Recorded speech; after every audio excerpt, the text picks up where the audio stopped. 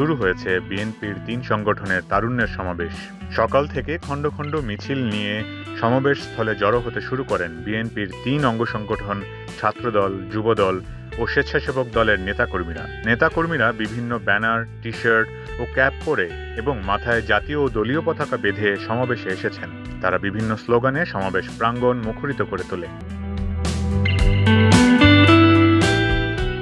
জাতীয়তাবাদী ছাত্রদলের কেন্দ্রীয় সভাপতি রাকিবুল ইসলাম রাকিব হুঁশিয়ারি দিয়ে বলেছেন, ছাত্রদলের ধৈর্যের পরীক্ষা নেবেন না, ধৈর্যের বাঁধ ভেঙে গেলে কাউকে শান্তিতে থাকতে দেব না।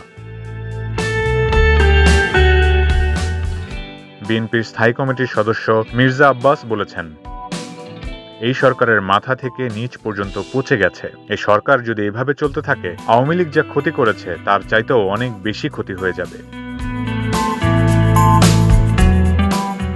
আমির খসরু মাহমুদ চৌধুরী বলেন, এখন বলা হচ্ছে গুরুত্বপূর্ণ কয়েকটি বিষয়ে নাকি ঐক্যমত্য হয়নি। গুরুত্বপূর্ণ কিছু বিষয়ে ঐক্যমত্য না হয়ে থাকলে সেটা ঠিক করবে জনগণ। ভোট ও ব্যালটের মাধ্যমে নির্বাচিত সরকার সেই সংস্কার করবে।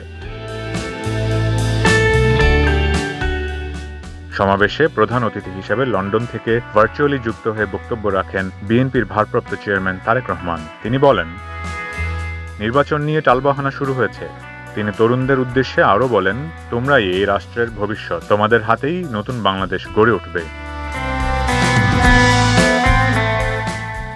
সমাবেশে ঢাকা, সিলেট, ফরিদপুর ও ময়মনসিংহ বিভাগ থেকে বিপুল সংখ্যক তরুণ-তরুণী অংশগ্রহণ করেন।